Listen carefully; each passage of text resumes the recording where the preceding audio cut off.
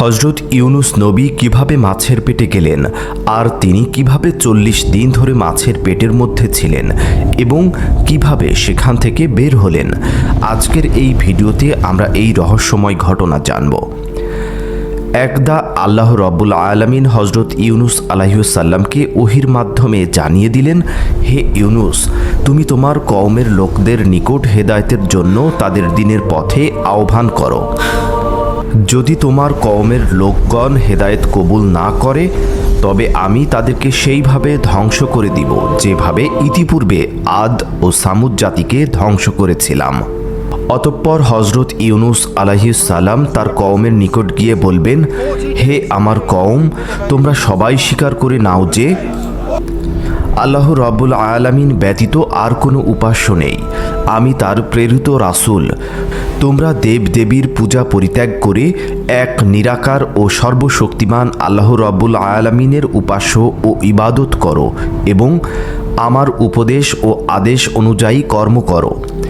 কিন্তু কওমের লোকগণ তার কথাই কোনো কর্ণপাতই করল না, বরং তারা জবাব দিল যে, হে ইউনুস, তুমি যদি আমাদেরকে টুকরো টুকরোও করে ফেলো তবুও আমরা তোমার কথা শুনে আমাদের পূর্বপুরুষদের ধর্ম ত্যাগ করব না এবং আমরা কোনোদিনই আমাদের দেবদেবীর উপাসনা ছাড়ব না। তখন হজরত ইউনুস আলাইহিসসালাম বললেন, তোমরা যে কথা বলছো তা তোমাদের জন্য খুব বড় বিপদের কারণ হবে। তোমরা যদি আল্লাহ রব্বুল আলামিনের প্রতি ঈমান আনো এবং আমাকে নবী বলে স্বীকার করে নাও, এটা তোমাদের দুনিয়া ও আখিরাতের উভয়ের জন্য কল্যাণের কারণ হবে।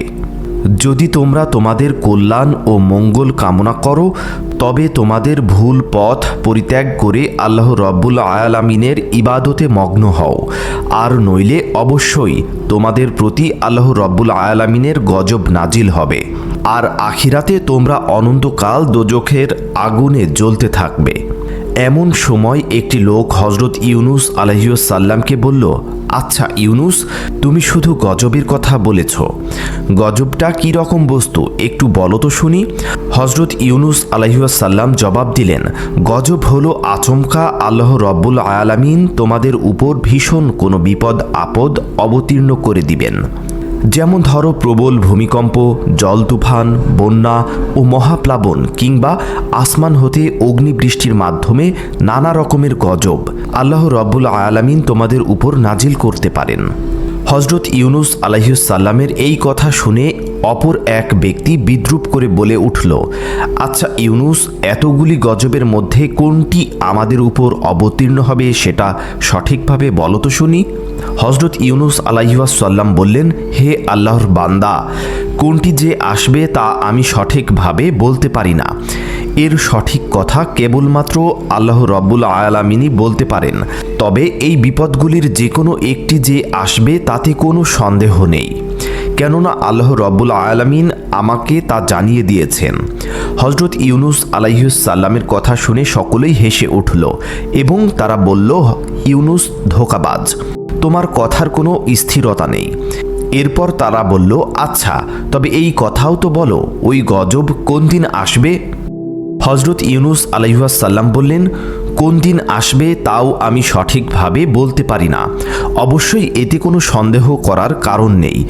কোনো না কোনো একদিন আল্লাহ রব্বুল আলামিনের গজব হঠাৎ করে তোমাদের উপর এসে পড়তে পারে, যদি না তোমরা আল্লাহ রব্বুল আলামিনের প্রতি ঈমান আনো। অবাধ্য কাফেররা তার কথা শুনে আবার অট্টহাসি দিয়ে উঠল। কেউ কেউ হজরত ইউনুস আলাইহিসসালামকে পাগল ও মূর্খ বলে তার গায়ে থুতু নিক্ষেপ করতে লাগলো, আবার কেউ কেউ তার গায়ে ইট নিক্ষেপ করতে লাগলো। অতঃপর হজরত ইউনুস আলাইহিসসালাম ব্যথিত মনে তাদের নিকট থেকে দূরে চলে গেলেন। তাদের এইরূপ ব্যবহারের কারণে হজরত ইউনুস আলাইহিসসালাম খুবই ব্যথিত হয়েছিলেন, কেননা তিনি যাদেরকে সৎ উপদেশ দিচ্ছিলেন তারা তো তার উপদেশের প্রতি কর্ণপাত করছেই না, বরং তারা তাকে বিদ্রূপ ও উপহাস করছে। এভাবে তিনি তার কওমের লোকদেরকে একাধারে ৪০ বছর পর্যন্ত দাওয়াত দিলেন, কিন্তু তার এই দাওয়াত ও প্রচেষ্টা সম্পূর্ণ ব্যর্থতায় পরিণত হলো। কোনো একটা মানুষ আল্লাহ রব্বুল আলামিনের প্রতি ঈমান আনল না। অতঃপর হজরত ইউনুস আলাইহিসসালাম আল্লাহ রাব্বুল আলামিনের দরবারে 2 হাত তুলে প্রার্থনা জানালেন, হে মাবুদ, তুমি এই অবাধ্য লোকদের উপর গজব নাজিল করো। হজরত ইউনুস আলাইহিসসালামের এই রূপ দোয়ার পরিপ্রেক্ষিতে আল্লাহ রাব্বুল আলামিনের তরফ থেকে তাকে জানিয়ে দেওয়া হলো, হে ইউনুস, আমি যথাসময়ে তাদের উপর গজব নাজিল করব। এ ব্যাপারে তুমি তাড়াহুড়া করো না। হজরত ইউনুস আলাইহিসসালাম বললেন, হে মাবুদ, আপনি কোন দিন তাদের উপর গজব নাজিল করবেন? আল্লাহ রাব্বুল আলামিনের পক্ষ থেকে তাকে উত্তর দেওয়া হলো, যখন সময় হবে আমি ঠিকই তাদের উপর গজব নাজিল করব। এরপর একদিন হজরত ইউনুস আলাইহিসসালাম রাস্তা দিয়ে কোথাও যাচ্ছেন। এমন সময় তার সাথে কিছু কাফেরের দেখা হলো। তারা তাকে বিদ্রূপের সঙ্গে জিজ্ঞাসা করল, হে ইউনুস, তোমার আল্লাহর তরফ থেকে আমাদের উপর গজব তো নাজিল হলো না? তোমার আল্লাহর তরফ থেকে আমাদের উপর নাকি গজব আসবে, কিন্তু কই গজব তো আসছে না। আমরা গজবের আশায় বসে আছি আর অপেক্ষা করতে করতে একেবারে অতিষ্ঠ হয়ে গিয়েছি। তুমি তোমার আল্লাহকে বলো আমাদের উপর যেন তিনি খুব তাড়াতাড়ি গজব নাজিল করেন। প্রতিনিয়ত হজরত ইউনুস আলাইহিসসালাম এ ধরনের বিদ্রূপমূলক কথা শুনতে শুনতে একেবারে অতিষ্ঠ হয়ে উঠলেন। তার আর সহ্য হচ্ছিল না। ওদিকে আল্লাহ রাব্বুল আলামিনের পক্ষ থেকেও গজবের সুনির্দিষ্ট সময় সম্পর্কে তাকে কোনো কিছুই আভাস দেওয়া হয়নি। তার লজ্জা ও দুঃখ ক্রমশই বেড়ে চলল। অবশেষে তিনি একদিন সিদ্ধান্ত নিলেন যে এই দেশ ছেড়ে তিনি চলে যাবেন। তারপর একদিন তিনি আল্লাহ রাব্বুল আলামিনের অনুমতি ব্যতীতই নিজের পুত্র ও স্ত্রী সন্তানকে নিয়ে বাড়ি থেকে বের হয়ে পড়লেন। চলে যাবেন অজানা কোনো একটা দূর দেশে। কিন্তু হজরত ইউনুস আলাইহিসসালামের এই কাজটি আল্লাহ রাব্বুল আলামিন পছন্দ করলেন না। তখন তার উচিত ছিল আল্লাহ রাব্বুল আলামিনের পক্ষ থেকে অনুমতি নেওয়ার। আল্লাহ রাব্বুল আলামিন তাকে অনুমতি প্রদান করলে তারপর দেশ ত্যাগ করে অন্যত্রে চলে যাওয়ার।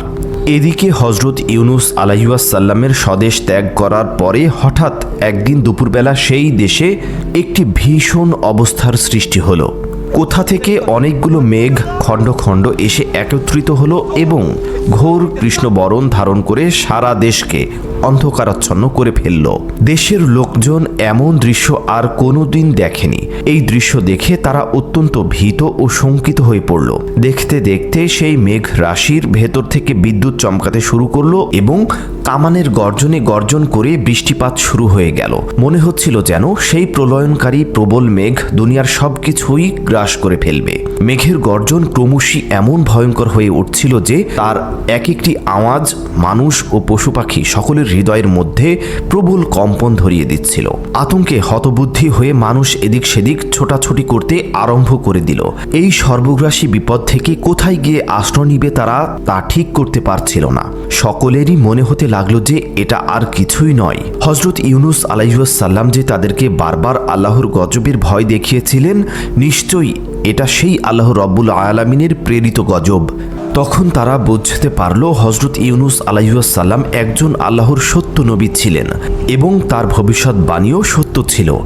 এরপরে তারা আর্তনাদ করতে লাগলো, হায় হায়, এখন আমরা কি করব? কে আমাদেরকে এই বিপদ থেকে রক্ষা করবে? হজরত ইউনুস আলাইহিসসালাম তো দেশ ত্যাগ করে চলে গিয়েছেন। দেশে থাকলে না হয় তার কাছে গিয়ে কান্নাকাটি করে হাত পা ধরে বলতাম, হে ইউনুস, আমরা তোমার কথা না শুনে অন্যায় করেছি, আর এখন থেকে আমরা তোমার সকল উপদেশ মেনে চলব। তুমি আল্লাহ রাব্বুল আলামিনের নিকট সুপারিশ করো যাতে তিনি আমাদেরকে এই বিপদ থেকে রক্ষা করেন। কিন্তু এখন আমরা হজরত ইউনুস আলাইহিসসালামকে কোথায় পাবো? তিনি তো দেশ ত্যাগ করে কোনো সুদূর অজানা রাজ্যে চলে গিয়েছে। আমরা তো তার কোনো খোঁজ খবরই জানি না।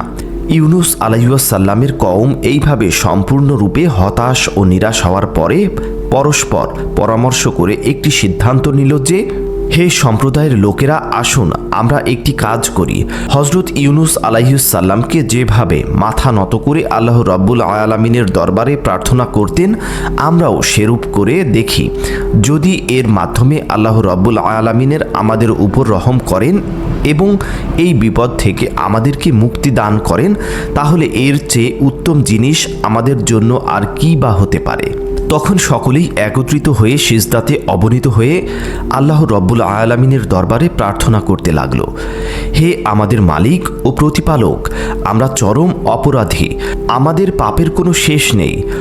হজরত ইউনুস আপনার নবী আমাদেরকে সত্যের পথ দেখিয়েছিলেন, কল্যাণ ও মঙ্গলের পথে আহ্বান করেছিলেন, কিন্তু দুর্ভাগ্যবশত আমরা তার বিরোধিতা করেছিলাম এবং তার কোনো কথাই আমরা গুরুত্ব দেইনি, যার ফলশ্রুতিতে আমরা নিজেরাই নিজেদের বিপদ ডেকে এনেছি। হে আমাদের দয়াময় প্রভু, আমরা আমাদের ভুল বুঝতে পেরেছি, আমরা আপনার কাছে অনুতপ্ত ও লজ্জিত, আমরা আর কোনোদিনই এইরূপ ভুল করব না এবং আমরা অন্যায় পথ পরিত্যাগ করে আপনার খাঁটি বান্দায় পরিণত হব। হে আমাদের মাবুদ, দয়া করে আপনি আমাদেরকে এই কঠিন বিপদ থেকে রক্ষা করুন। আপনি তো বান্দার প্রতি মহা দয়াবান ও কৃপাশীল।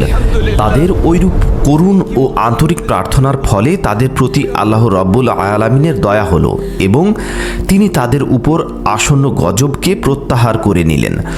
অল্পক্ষণের মধ্যেই আকাশ পরিষ্কার হয়ে গেল। এরপর তাদের মধ্যে স্বস্তি ফিরে আসলো। তারপর ইউনুস আলাইহিস সালামের কওম সর্বত্র তাকে খুঁজতে লাগলো, কিন্তু কোথাও তারা তার কোনো সন্ধান পেল না। তখন তারা আল্লাহ রব্বুল আলামিনের দরবারে সকলে মিলে প্রার্থনা করলেন, হে মাবুদ, তুমি আমাদের নবীকে আমাদের মাঝে আবার ফিরিয়ে দাও, আমরা তাকে সাদরে গ্রহণ করব এবং তার সকল উপদেশগুলি মেনে চলব। হজরত ইউনুস আলাইহিস সালামের কওমের মতে এরূপ বিশাল একটি জাতি একত্রে ঈমান গ্রহণ করার ঘটনাটি ছিল সত্যি পৃথিবীর ইতিহাসে বিরল। হজরত আবু বকর রাদিয়াল্লাহু তাআলা আনহু হতে বর্ণিত একটি হাদিসের মাধ্যমে জানা যায়, হজরত রাসূল আকরাম সাল্লাল্লাহু আলাইহি ওয়াসাল্লাম বলেছেন, হজরত ইউনুস আলাইহিস সালামের কওমের মধ্যে প্রাপ্তবয়স্ক ও বুদ্ধিমান পুরুষদের সংখ্যা ছিল 1 লক্ষ।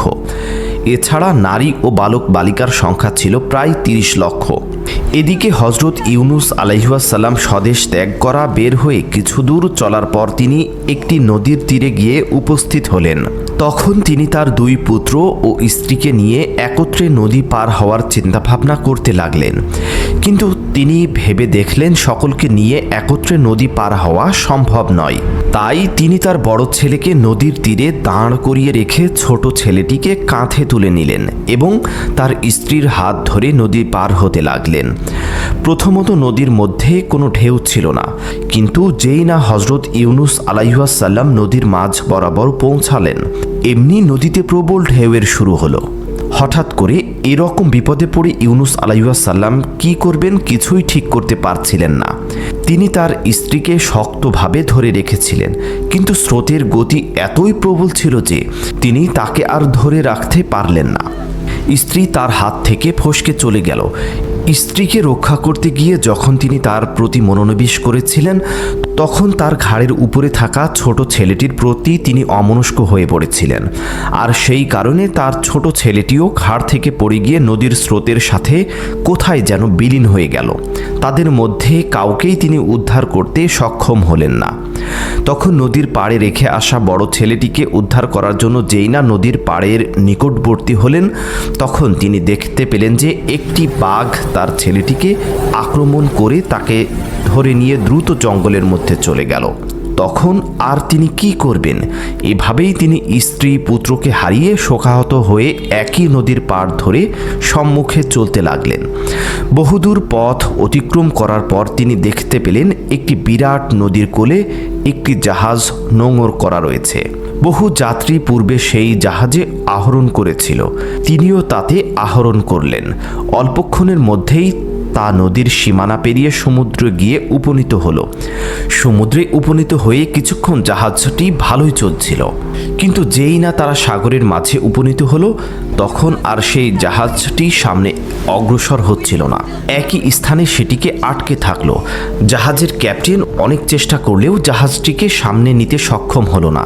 তারা দেখলো জাহাজের সব কিছুই ঠিকঠাক রয়েছে। তারপরও জাহাজ সামনে অগ্রসর হচ্ছে না। অতঃপর জাহাজের ক্যাপ্টেন এবং আরোহীগণ সকলেই অবাক হয়ে ভাবতে লাগলো যে এরূপ হওয়ার কারণ কি। ওই জাহাজে একজন ধর্মভীরু কামিল বুজুর্গ লোক ছিলেন। তিনি বললেন, নিশ্চয় জাহাজে এমন একজন গোলাম আছে যে তার মালিকের কাছে না বলে পালিয়ে এসেছে এবং সে এই জাহাজে আহরণ করেছে, আর তার পাপের কারণে জাহাজ সামনে চলছে না। সেই ব্যক্তিকে যতক্ষণ পর্যন্ত জাহাজ থেকে ফেলে না দেওয়া হবে ততক্ষণ পর্যন্ত জাহাজ বিপদমুক্ত হবে না। তখন এক এক করে জাহাজের প্রত্যক্ষ আরোহীকে জিজ্ঞাসা করা হলো যে, তোমাদের মধ্যে কি কেউ এমন আছো যে তার মালিকের অনুমতি ব্যতীত পালিয়ে এসেছ? কিন্তু সকল যাত্রীরা এই কথা অস্বীকার করল। তখন হজরত ইউনুস আলাইহিসসালাম ভাবতে লাগলেন যে, আমি তো মনিবের নিকট না বলে পালিয়ে এসেছি। আমি আমার মহান প্রতিপালক সর্বশ্রেষ্ঠ আল্লাহ রব্বুল আলামিনের অনুমতি না নিয়েই স্বদেশ ত্যাগ করে বিদেশের পথে রওনা করেছি। আমার মতো এত বড় পাপী আর কে হতে পারে? এই কথা চিন্তা করে তিনি জাহাজ কর্তৃপক্ষের নিকট গিয়ে বললেন, আমি আমার মালিকের নিকট না বলে পালিয়ে এসেছি। আপনারা আমাকে সাগরে ফেলে দিন। আমাকে সাগরে নিক্ষেপ করা হলে জাহাজ চলতে শুরু করবে এবং আপনারা সকলেই বিপদমুক্ত হয়ে যাবেন। ইউনুস আলাইহিসসালামের এই কথা বললেও তার লাবণ্যময় চেহারা দেখে কেউই বিশ্বাস করতে পারল না যে তিনি কারো গোলাম হতে পারে। কোনো গোলামেরই আচরণ এমন কথাবার্তা এরূপ হতে পারে না, বরং তাকে সকলকেই বিশেষ কোনো সম্ভ্রান্ত লোক বলে মনে করতে লাগলো।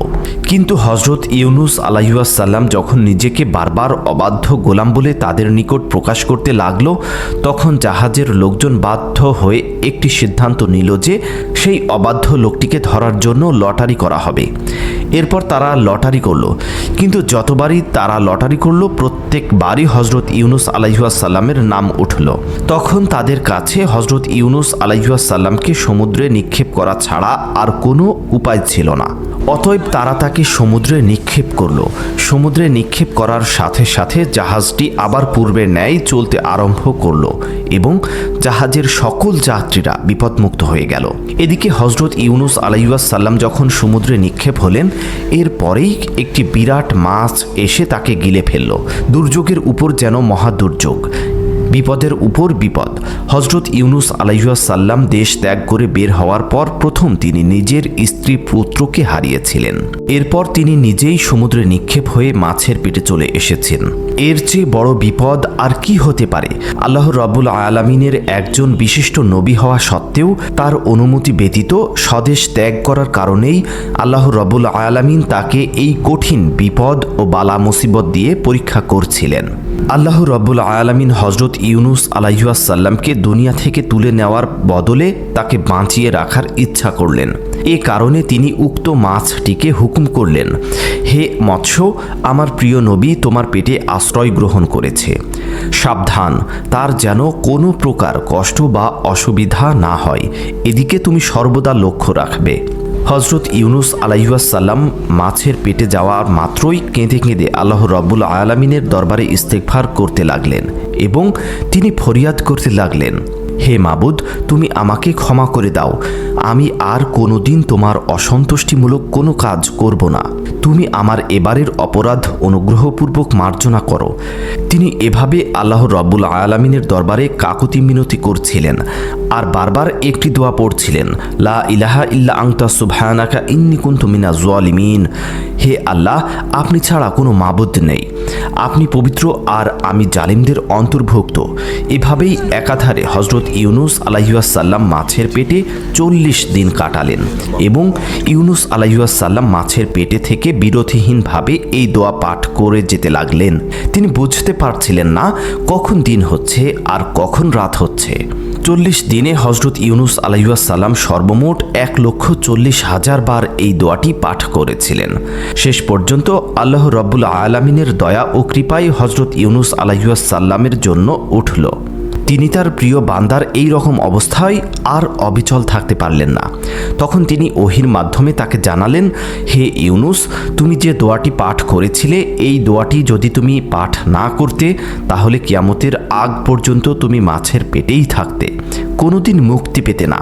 আল্লাহ রাব্বুল আলামিন কোরআনুল কারিমে ঘোষণা করেছেন, আমি ইউনুসের ডাকে সাড়া দিলাম এবং তাকে বিপদমুক্ত করলাম, আর এভাবেই আমি মুমিনদেরকেও বিপদমুক্ত করে থাকি। 40 দিন যাবৎ হজরত ইউনুস আলাইহিসসালাম মাছের পেটে কোনো রকমের খাবার বা পানি গ্রহণ করেননি। আল্লাহ রাব্বুল আলামিনের তাসবিহ ছিল তার একমাত্র খোরাক। আল্লাহ তাআলা হজরত ইউনুস আলাইহিসসালামের কৃপা প্রদর্শন এবং তার দোয়া কবুল করার সঙ্গে সঙ্গে মাছটির পেটে অনেক ব্যথা ও বেদনা শুরু হয়ে গেল। মাছটি ব্যথা ও যন্ত্রণায় অস্থির হয়ে পড়ল। এরপর আল্লাহ রাব্বুল আলামিনের নির্দেশে একটি জনমানবহীন মরুময় দ্বীপে মাছটি হজরত ইউনুস আলাইহিসসালামকে উদ্গীরণ করে দিল এবং এভাবেই সে নিজের পেটের বেদনা থেকে মুক্তি লাভ করল আর শান্তি ও স্বস্তির মুখ দেখল। হজরত ইউনুস আলাইহিসসালাম তখন প্রায় জীবন্ত মৃত্যুর মতো অবস্থা প্রাপ্ত হয়ে পড়েছিল।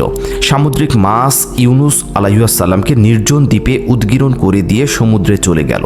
মাছটি ইউনুস আলাইহিসসালামকে যে দ্বীপে উদ্গীরণ করে দিয়েছিল সেই দ্বীপে না ছিল কোনো জনমানবের চিহ্ন এবং না ছিল কোনো গাছগাছালির চিহ্ন। দীর্ঘ 40 দিন মাছের পেটে অবস্থান করার কারণে ইউনুস আলাইহিসসালামের শরীরের চামড়াগুলি একেবারে পাতলা হয়ে গিয়েছিল। দ্বীপটি মরুময় হওয়া এবং গাছপালা না থাকায় রৌদ্রের তাপ হজরত ইউনুস আলাইহিসসালামের শরীরে সরাসরি পতিত হতে লাগলো, আর এতে তিনি অনেক কষ্ট ও যন্ত্রণা অনুভব করতে লাগলেন। অপরদিকে ক্ষুধা ও তৃষ্ণাতেও তিনি একেবারেই কাতর হয়ে পড়েছিলেন। কিন্তু তিনি কি খাবেন? সমুদ্রের পানি ছিল লবণাক্ত এবং আশেপাশে এমন কোনো খাবারও নেই যেই খাবার খেয়ে তিনি নিজের শরীরের শক্তি ফিরিয়ে আনতে পারেন। এমন প্রতিকূল পরিবেশে হজরত ইউনুস আলাইহিসসালামের প্রতি আল্লাহ রাব্বুল আলামিনের রহমত বর্ষিত হলো। যেখানে তিনি অর্ধমৃত অবস্থায় শায়িত ছিলেন তার একেবারে নিকটে আল্লাহ রাব্বুল আলামিন একটি লাউ গাছ উৎপন্ন করে দিলেন। দেখতে দেখতে লাউ গাছটি বড় হয়ে গেল এবং বড় হয়ে ক্ষান্ত থাকলো না, তা একটি বড় ঝোপে পরিণত হলো আর হজরত ইউনুস আলাইহিসসালামের শান্তির জন্য পরম আরামদায়ক ছায়া প্রদর্শন করতে লাগলো। আল্লাহ রাব্বুল আলামিনের এই অশেষ কৃপায় ইউনুস আলাইহিসসালাম অবশেষে শুকরিয়া আদায় করলেন। সেই অবস্থানে বিশ্রাম করে তার প্রাণ শীতল হয়ে গেল। একটু পরেই তিনি দেখতে পেলেন সেই গাছে কিছু ফল ধরেছে। দেখতে দেখতে সেই ফলগুলি বড় হলো। এই ফলগুলি দেখতে লাউয়ের মতো মনে হলেও সেগুলি ছিল অত্যন্ত মিষ্টি ও সুস্বাদু। তার মধ্য থেকে আল্লাহ রাব্বুল আলামিন একটি ফল হজরত ইউনুস আলাইহিসসালামকে ভক্ষণ করার ব্যবস্থা করে দিলেন। সেই ফলটি ভক্ষণ করে ইউনুস আলাইহিসসালাম দেখলেন এমন সুমিষ্ট ও সুস্বাদু ফল তিনি জীবনে আর কখনো ভক্ষণ করেননি, কারণ এটি ছিল জান্নাতি ফল। এভাবেই আল্লাহ রাব্বুল আলামিন তার ক্ষুধা দূর করলেন। অতঃপর ইউনুস এবার চিন্তা করতে লাগলেন, ক্ষুধা তো দূর হলো, কিন্তু এবার তিনি তৃষ্ণা কিভাবে নিবারণ করবেন? এই চিন্তা করার সাথে সাথে তিনি দেখতে পেলেন পুষ্টপৃষ্ট স্বাস্থ্যবান একটি বকরি তার দিকে ছুটে আসছে। অতঃপর তিনি সেই বকরির দুধ পান করে তৃষ্ণা নিবারণ করলেন আর আল্লাহ রাব্বুল আলামিনের দরবারে লাখ লাখ শুকরিয়া আদায় করলেন। এভাবে কয়েকদিন পর্যন্ত হজরত ইউনুস আলাইহিসসালাম সুমিষ্ট ফল ও বকরির দুধ পান করে নিজের শরীরে যথেষ্ট শক্তি ও শান্তি অনুভব করতে লাগলেন। এমন অবস্থায় আল্লাহ রাব্বুল আলামিন তার নিকট ওহী প্রেরণ করলেন, হে ইউনুস, তুমি যেই দ্বীপে অবস্থান করছো তার অনতি দূরেই একটি বস্তি রয়েছে। তুমি গিয়ে তাদের কাছে দ্বীনের দাওয়াত দাও। এরপরে তোমার কওমের লোকদের কাছে ফিরে গিয়ে তাদেরকে হেদায়েত করতে থাকো। আল্লাহ রাব্বুল আলামিনের পক্ষ থেকে এরূপ আদেশ পেয়ে হজরত ইউনুস আলাইহিসসালাম সেই দ্বীপ থেকে সামনে চলতে লাগলেন। কিছু দূর অগ্রসর হবার পরে তিনি একটি লোকালয়ের কাছে গিয়ে পৌঁছালেন। সেখানকার মানুষদের চরিত্র ছিল খুবই উত্তম। তারা ইতিপূর্বে হজরত ইউনুস আলাইহিসসালামের নাম শুনেছিল এবং তাকে নিজেদের মধ্যে পাওয়ার জন্য অধীর আগ্রহে বসেছিল। সুতরাং হজরত ইউনুস আলাইহিসসালাম তাদের মধ্যে গিয়ে উপস্থিত হলেন। তখন তারা আনন্দে আত্মহারা হয়ে গেল। অতঃপর তিনি তাদের কাছে দিনের বিধি বিধান পেশ করলেন আর আল্লাহ রাব্বুল আলামিনের দিন কবুল করে হযরত ইউনুস আলাইহিসসালামের উম্মতে পরিণত হলো। অতঃপর হযরত ইউনুস আলাইহিসসালাম সেই দেশের সর্বোচ্চ ভ্রমণ করে ওয়াজ নসিহত করতে লাগলেন। একদা তিনি একটি মজলিসে ওয়াজ করছিলেন। এমন সময় কোথা থেকে যেন নবীর স্ত্রী ও তার ছোট ছেলে সেখানে এসে উপস্থিত হলো। নবী তাদেরকে দেখে অত্যন্ত অবাক হলেন এবং আল্লাহ রাব্বুল আলামিনের দরবারে অশেষ শুকরিয়া আদায় করলেন। অতঃপর তিনি তার স্ত্রীর নিকট তাদের বেঁচে থাকার ঘটনাটি জানতে চাইলেন। স্ত্রী বললেন, আমরা আপনার হাত থেকে ছুটে পানির মধ্যে হাবুডুবু খাচ্ছিলাম। প্রবল স্রোতে কখনো আমাদেরকে পানিতে তলিয়ে নিচ্ছিল, আবার কখনো উপরে ভাসিয়ে রাখছিল। আমরা অত্যন্ত ভীত হয়ে পড়েছিলাম। এভাবে কয়েক ঘন্টা চলার পরে আমাদেরকে পায়ের নিচে মাটি আসলো। তখন আমরা সেখানে সোজা হয়ে দাঁড়ালাম আর এর মধ্যে স্রোতের প্রবলতা কিছুটা কমে গেল। একটু পরেই আমরা দেখতে পেলাম সেখানকার পানি সম্পূর্ণরূপে শুকিয়ে গিয়েছে। তখন আমরা সেখান থেকে উঁচু স্থানের দিকে হাঁটতে লাগলাম। কিছু দূর হাঁটার পর আমাদের সাথে কয়েকজন মানুষের দেখা সাক্ষাৎ হলো। তারা আমাদেরকে অসহায় অবস্থায় দেখে আমাদের নিকট আসলো এবং আমাদের পরিচয় জিজ্ঞাসা করলো। আমি তখন আপনার নাম বলে পরিচয় দিলাম। তারা আমাদেরকে যথেষ্ট সম্মান প্রদর্শন করে তাদের সঙ্গে নিয়ে চলল। আমরা তাদের সঙ্গে তাদের বাড়িতে গিয়ে পৌঁছালাম। তারা আমাদেরকে সেখানে আশ্রয় দিল এবং আমাদের থাকা খাওয়ার সম্পূর্ণ ব্যবস্থা করে দিল। এভাবে দিন চলছিল। একদিন আমি স্বপ্নে দেখলাম একজন শুভ্র পোশাক পরিহিত ব্যক্তি আমাকে বলছে, হে নবীর স্ত্রী, তোমার স্বামীর উপর আল্লাহ রাব্বুল আলামিনের পরীক্ষা শেষ হয়েছে। অল্প দিনের মধ্যেই তার সাথে তোমার সাক্ষাৎ হবে এবং আল্লাহ রাব্বুল আলামিন তোমাদের সুখের দিন ফিরিয়ে দিবেন। এরপর একদিন আমরা জানতে পারলাম যে আপনি এই লোকালয়ে আগমন করেছেন, আর এই খবর পেয়েই আমরা আপনার কাছে এসে উপস্থিত হলাম। স্ত্রীর মুখে এই কাহিনী শুনে নবী অনেক খুশি হলেন এবং আল্লাহ রাব্বুল আলামিনের দরবারে লাখ লাখ শুকরিয়া আদায় করলেন। একদিন পর হযরত ইউনুস আলাইহিসসালাম এক বৈঠকে বসে কয়েকজন লোককে উপদেশ প্রদান করছিলেন। এমন সময় একজন লোক সেখানে এসে উপস্থিত হয়ে বললেন, হুজুর, কিছুদিনের আগের ঘটনা। আমরা 8 থেকে 10 জন লোক একটি জঙ্গলে কাঠ কাটার উদ্দেশ্যে গমন করলাম। হঠাৎ আমরা দেখতে পেলাম একটি বাঘ একটি বালককে নিয়ে দ্রুত জঙ্গলের অভ্যন্তরে চলে যাচ্ছে। তখন আমরা সকলে মিলে অস্ত্রশস্ত্র নিয়ে বাঘটিকে ধাওয়া করলাম। আমাদের ধাওয়া খেয়ে বাঘটি বালকটিকে ছেড়ে চলে গেল। বালকটি সম্পূর্ণ মুমূর্ষ অবস্থায় পড়েছিল।